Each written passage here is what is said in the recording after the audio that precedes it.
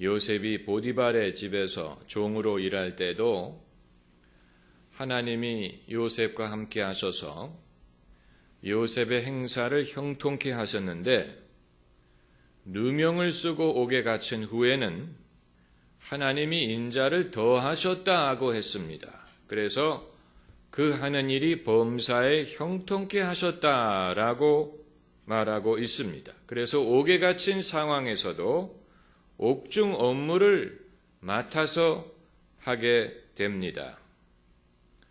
하나님이 형통케 하시는 은혜가 인간의 의로움을 증명하느냐, 이것이 오늘의 주제입니다. 하나님의 형통케 하시는 은혜가 사람이 무죄하다는 사실을 증명하느냐, 요셉의 경우에 요셉이 옥에 갇혔지만 하나님이 그와 함께 하셔서 그 하는 일마다 형통케 하셨다는 사실이 요셉이 죄가 없다는 것을 증명하느냐, 하나님이 내리시는 복이 인간의 의로움을 증거하느냐, 이것은 어려운 문제입니다. 한마디로 답할 수 없는 문제입니다. 일단 이렇게 우리가 물어봐야 됩니다. 인간이 의로워야만 하나님이 그를 형통케 하시느냐? 그런 것 같지는 않습니다. 왜냐하면 불의한 사람 중에도 형통하는 사람이 있고 또 의로운데도 불구하고 자기가 원하는 만큼 형통하지 못한 사람도 있습니다. 그렇기 때문에 형통하지 않다고 해서 그건 그 사람이 의롭지 않기 때문이다라고 말할 수 있는 것은 아닙니다. 논리학의 가장 기본적인 원리가, 논리학에서 배우는 가장 첫 번째 원리가 이겁니다. A가 B라면 B가 아닌 것은 A가 아니다. 아주 제일 먼저 배우는 원리입니다. 모든 바나나가 노랗다고 했을 때 그러면 노랗지 않은 것은 바나나가 아닙니다. A가 B라면, 모든 A가 B라면 B가 아닌 것은 A가 아니다. 이 원리를 적용했을 때 만일 모든 의로운 사람이 형통하다면 형통치 못한 사람은 의롭지 않다라는 결론을 낳게 됩니다. 그러나 그건 사실이 아니에요. 일반적으로는 맞죠. 일반적으로 의로운 사람이 형통하는 것은 대체적으로 맞지만 그렇다고 해서 형통하지 못한 사람이 의롭지 않다고 말할 수는 없습니다. 기복신앙의 맹점이 여기에 있습니다. 예수님을 열심히 잘 믿으면 복을 받는다라고 말을 할 때 그 말은 그렇다면 복을 받지 못하는 사람은 예수님을 열심히 잘 믿지 않는다는 그런 결론이 되는데 그건 열악한 환경에서도 신실하게 믿음을 지키는 모든 사람들에게 모욕이 되는 것입니다. 그리고 신앙이 없는데도 불구하고 잘 나가는 사람을 설명할 수가 없는 것입니다. 요즘에도 목사님들 중에 그런 식으로 설교를 하는 분들이 있는지는 모르겠습니다만은 얼마 전까지만 해도 기독교 국가들은 예수님을 잘 믿었기 때문에 복을 받았다라는 류의 설교가 유행을 했습니다. 주로 미국을 위시한 서부 유럽 국가를 예로 들었습니다. 그런데 만약에 그런 설교를 하는 분들이 한번 멈추어 서서 제대로 상황을 파악을 했다면 질문을 할 수밖에 없을 것입니다. 왜냐하면 기독교 국가가 아닌데도 불구하고 부유한 나라들이 세상에는 있기 때문입니다. 대표적인 예가 어느 나라입니까? 일본이었죠. 지금은 좀 일본이 어려움을 당하고 있지만 그러나 일본이 미국에 이어서 제2의 경제 대국이었을 때 만일 기독교 국가가 예수님을 잘 믿기 때문에 잘 사는 것이다 라고 말한다면 일본을 어떻게 설명하겠느냐 하는 것. 일본. 게다가 지금은 미국도 어렵고 서부 유럽도 어렵고 여러분 잘 아시지 않습니까? 이 서방 국가들이 전부 다 이 어려움을 겪고 있는데 그리고 요즘에 뜨는 나라들은 중국이라든가 인도라든가 러시아라든가 이런 국가가 예수님을 잘 믿기 때문에 경제가 발전한다라고 말할 사람은 아무도 없을 것입니다. 그걸 어떻게 설명하겠습니까? 적어도 전형적인 기독교 국가가 아닌데 제가 말씀드리고자 하는 것은 사람의 축복이 반드시 그가 믿음이 좋아서가 아니라는 것을 말씀드리고자 하는 것입니다. 축복이 반드시 의로움의 증거는 아닙니다. 축복은 축복이고 의로움은 의로움입니다. 이 둘이 일치할 때도 있지만 일치하지 않을 때도 있습니다. 소위 벤 다이어그램과 비슷합니다. 이 두 개의 원이 겹친 부분이 있을 때, 겹친 부분이 있어요. 의롭고 복을 받은 사람들이 있습니다. 그러나 의로운데도 불구하고 물질적으로 복을 누리지 못하는 사람들도 있고 또 의롭지 않지만 물질적으로 복을 누리는 사람들도 세상에는 얼마든지 있습니다. 이걸 우리가 생각해야 됩니다. 그래서 요셉으로 돌아가서 생각을 해보면 요셉이 이 전옥이란 말은 여자의 이름이 아니고 무슨 박정옥처럼 이정옥, 전옥이란 말은 이제 그 간수를 말합니다. 아마 이 감옥은 이 어떤 국가가 유지하는 감옥이 아닌 보디발이 바로의 시위대장이었기 때문에 그가 바로를 보위하는 차원에서 개인적인 차원에서 유지하는 감옥이었다고 생각이 됩니다. 그러니까 보디발이 바로를 경호하는 과정에서 필요한 죄수를 가두는 그런 시설이었다고 생각이 됩니다. 그렇기 때문에 죄수들이 그렇게 많았을 것 같지 않고 그리고 그 감옥을 관리하는 이 간수들이 그렇게 많았던 것 같지 않습니다. 그건 우리가 알 수 없습니다. 아무튼 전옥이라고 한 사람을 말하고 있는 것을 보면 그리고 요셉에게 그 일을 대신 맡겼다고 말하는 것을 보면 이 인력이 그렇게 많이 요구되는 그런 환경은 아니었을 것이라고 생각이 됩니다. 그런데 이 전옥이 그는 이 판사도 아니고 무슨 변호사도 아니고 요셉이 어떤 연유로 여기에 오게 됐는지를 알 도리는 없어요. 그래서 요셉이 겁탈미수죄로 여기에 왔다는 것은 아는데 과연 그 혐의가 사실인지 아닌지를 전옥이 알 수 있는 길은 없어요. 그걸 어떻게 알겠습니까? 요셉이 나는 무죄합니다 라고 말한다고 알겠습니까? 아니면 보디발의 아내가 저 사람이 나를 겁탈하려고 했습니다 라는 말을 듣고 알겠습니까? 그러니까 이런 시설에서 일하는 사람들이 터득하는 것 하나는 거기에 수감된 죄수가 실제로 죄가 있는지 없는지 그걸 물어보는 것 자체가 별로 소득이 없다는 사실.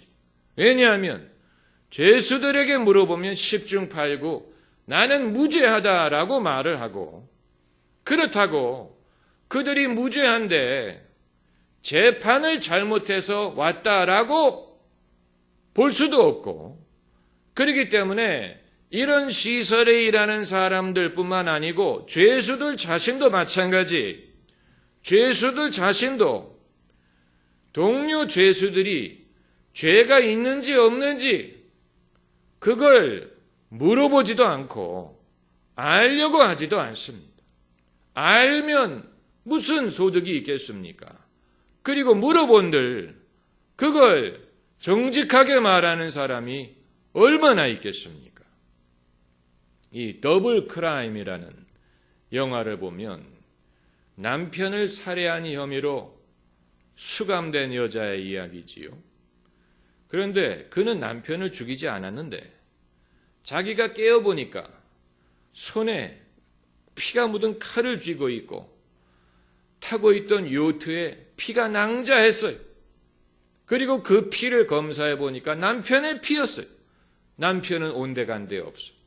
그래가지고 꼼짝없이 남편을 살해한 혐의로 이제 형무소에 들어오게 됐는데 나중에 알고 보니까 그것이 남편의 자작극이었다. 뭐 이런 이제 영화입니다. 재미있을 것 같지 않습니까?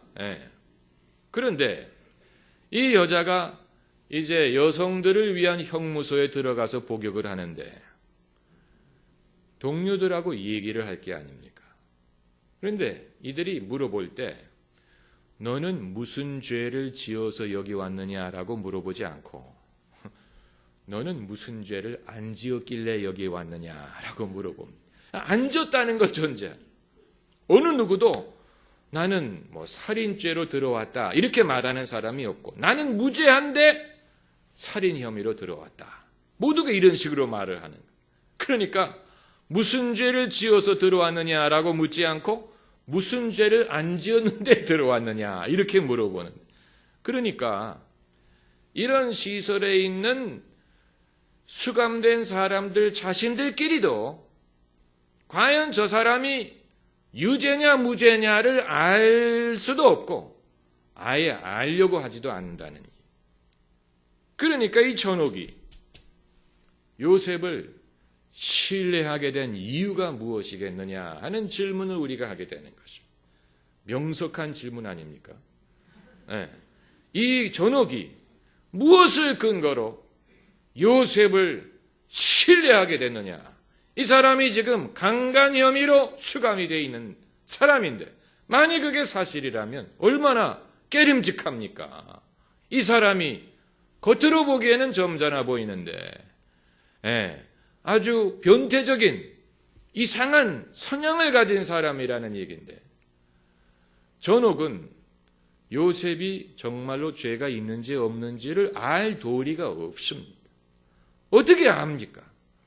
우리는 요셉이 무죄라는 것을 압니다마는 알 수 있는 유일한 이유가 뭡니까? 성경이 그렇다고 말을 하고 있기 때문에 아는 것이지.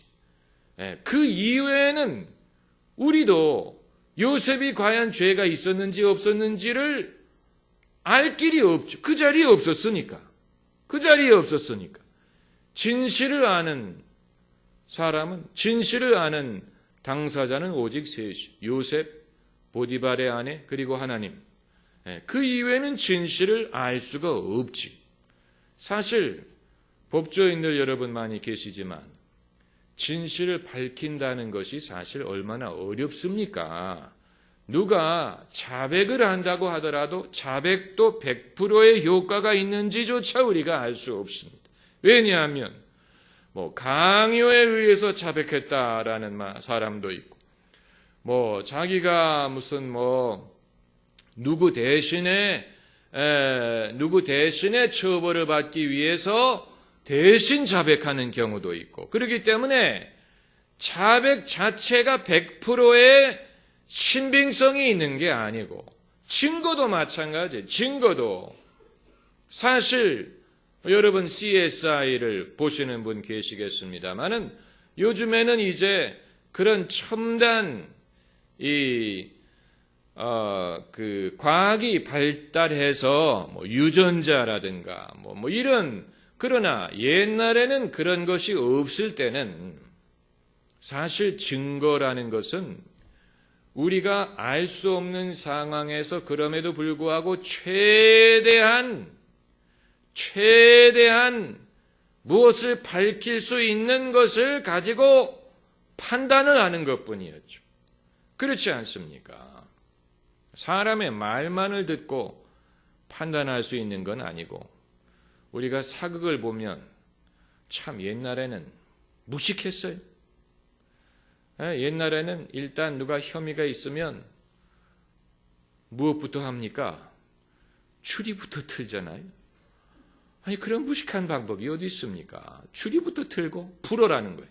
고백하라. 그래가지고 뭐 물을 뿌리고 뭐 추리를 틀고, 그런 상황에서 했다고 하지 않는 사람이 누가 있겠습니까? 했다고 말을 해야 더 이상 고통이 없을 테니까, 무죄한 사람도 추리를 틀면 내가 했다고 말하면 더 이상 괴롭히지 않겠지. 고문이라는 게 그래서 효과가 없다고 말하는 이유가 바로 그겁니다. 고문을 하면 사람들이 그 고통을 피하기 위해서 무슨 말이든지 한다는 거. 무슨 말이든지 한다는 거.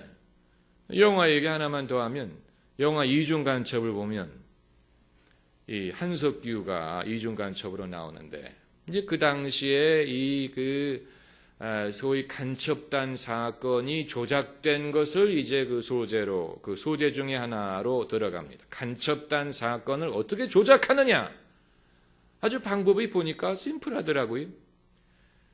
혐의가 있는 잡혀 들어온 유학생에게 그 사람이 물어보지도 않았는데, 동베를린의 북한 대사관이 주소가 어디고, 건물이 어떻게 생겼고, 입구가 어떻게 생겼고, 뭐 걸어 들어가는 데가 뭐 자갈이 깔렸고, 이런 정보를 얘기를 해주는 거예요. 그래서 학생이 왜 나한테 이런 얘기를 합니까?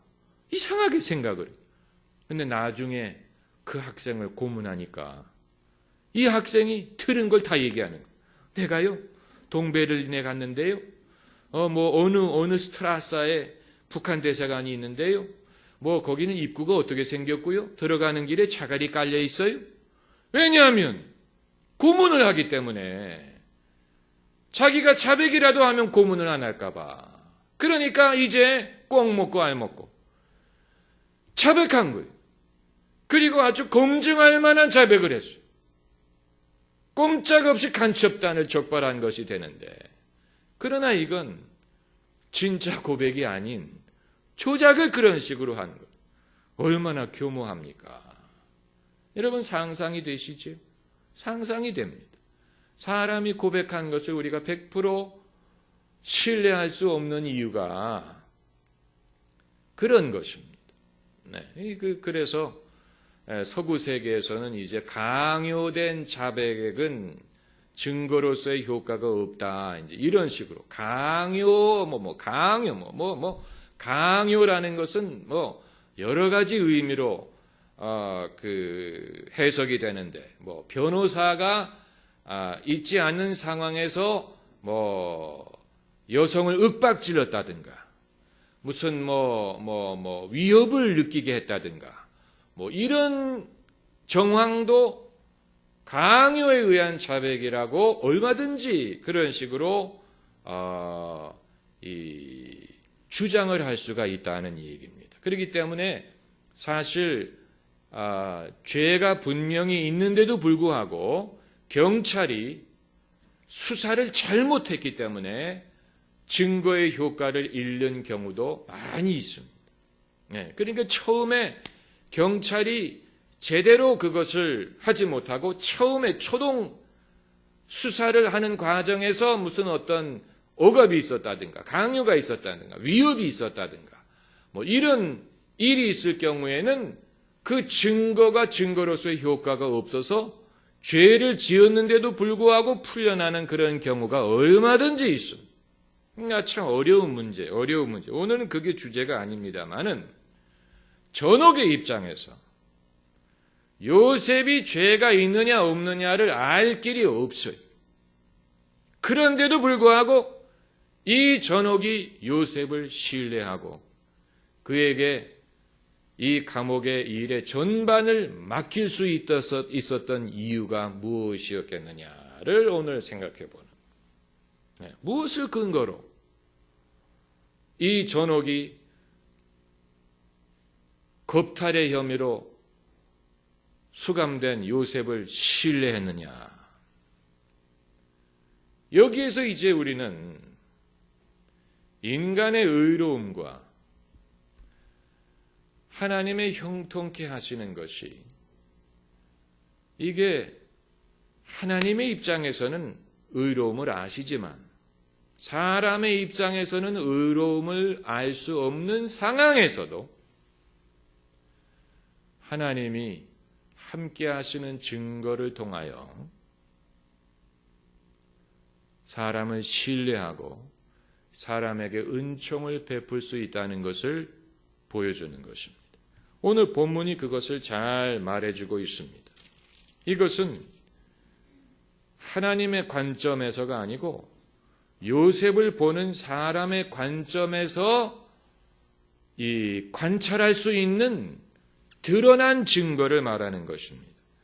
그것이 바로 21절에 여호와께서 요셉과 함께 하시고 그에게 인자를 더하사 전옥에게 은혜를 받게 하시매, 여기에 이유가 있는, 전옥은 요셉이 무죄인지 유죄인지 알 길이 없지만 하나님이 요셉과 함께 하셔서 인자를 더하셔서 전옥에게 은혜를 입게 하셨어요. 그러니까 이 전옥이, 저 사람이 무죄인지 유죄인지는 내가 모르겠지만 설사 유죄일지라도 요셉에게 마음이 가는 거예요. 요셉에게 호의를 갖게 되는, 그를 신뢰하게 되는, 그를 믿게 되는, 그를 좋은 사람이라고 생각하게 되는. 그리고 23절에 또 되풀이하고 있는데, 이는 여호와께서 요셉과 함께 하심이라 여호와께서 그의 범사에 형통케 하셨더라. 이것은 전옥뿐만이 아니고 이후에 감옥에 들어오게 될 떡장관, 또 술장관, 또 이후에 바로까지, 전옥, 술장관, 떡장관, 술장관은 죽었습니다마는, 그리고 이후에 바로도 요셉이 감옥에 갇혔다는 것을 알아요. 요셉이 어떤 출신이라는 걸 알아요. 그럼에도 불구하고 바로마저도 요셉을 신뢰하고 요셉의 말을 듣고 요셉을 총리로 임명할 수 있었던 이유가 요셉이 무죄라는 것을 알았기 때문이냐? 그건 아닐 것입니다. 바로인들 어떻게 알겠습니까? 어떻게 알겠습니까? 그러나 그게 중요하지 않은 거예요. 바로에게. 내가 국가의 운명을 위하여 이 사람을 신뢰할 수 있을 것이냐 아닐 것이냐를 판단하는 데 있어서 이 사람이 죄가 있었느냐 없었느냐 그건 중요하지 않다고 판단한, 않을 것이라고, 죄가 없었을 것이라고 보지만 설사 있었더라도 중요하지 않다. 그보다 더 귀중한 그런 조건을 이 사람이 충족시킨다라고 판단을 한 것입니다. 여러분, 이런 얘기 들어보신 적 없죠? 저도 이 구절을 묵상하면서 처음 생각한 거예요. 저도 이런 거 어디서 책에서 읽고 말씀드리는 게 아니에요.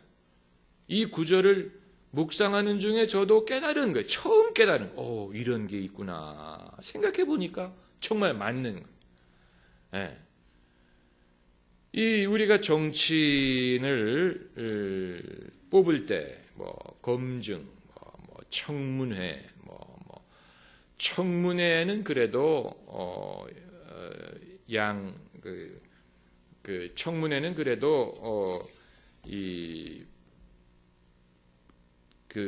괜찮고 양반이고, 투표를 하면 얼마나 그 사람의 사생활이 노출이 됩니까?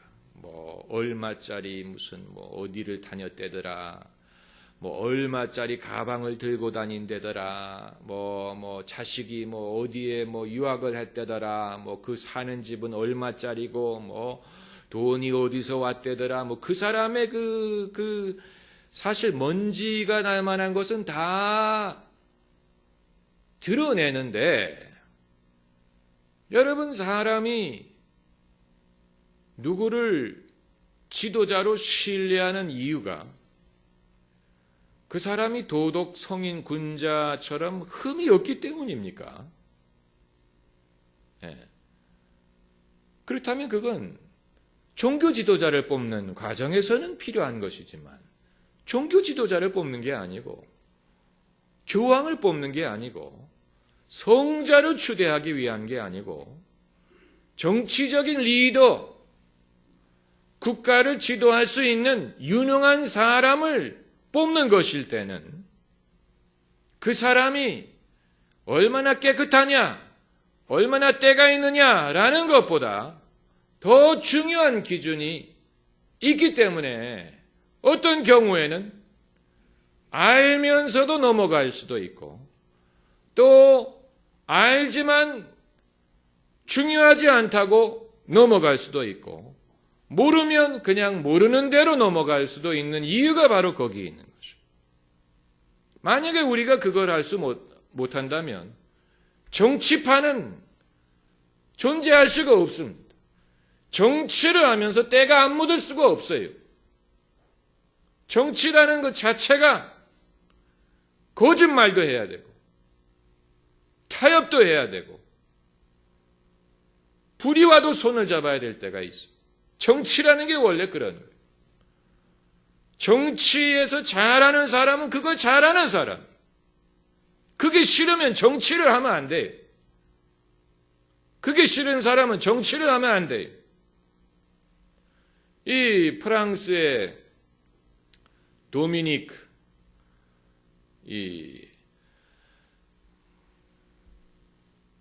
스트라우스 칸, 이름이 길어요. 도미닉 스트라우스 칸. 그 사람이 IMF 총재였지요? 월드뱅크 총재였습니까? IMF 총재였어요. 그리고 프랑스의 사회당의 유력한 대통령 후보였어요. 그는 이번에 뉴욕 사건이 있기 전에 그 이전에도 사생활이 복잡했어요. 프랑스 국민들이 그 사실을 알고 있었어요. 그럼에도 불구하고 그런 바람둥이를 왜 프랑스 사람들이 좋아했느냐? 그것보다도 더 중요한 능력을 갖고 있다고 판단했기 때문입니다. 이건 프랑스 사람들의 거니까 저는 두둔하는 것도 아니고 비판하는 것도 아니고 그렇다고 말씀드리는 거예요. 프랑스 사람들이 그래요. 그들은 사적인 것이 그 사람의 국정 수행 능력에 지장을 주지 않는다고 판단하면 거기에 대해서는 별로 문제치하지 않아요. 마틴 루터 킹 주니어 목사가 20세기에 가장 위대한 정신적인 지도자 중에 한 사람이에요. 그렇지 않습니까? 전 세계적으로 물어보세요. 당신이 존경하는 사람이 누구냐라고 물어보면 늘 상위에 떠오르는 사람 중에 하나가 간디 그리고 마틴 루터 킹 목사예요. 그러나 FBI의 후보 국장이 수년 동안 마틴 루터 킹을 감시하고 전화를 도청하고 사생활을 다 염탐했어요.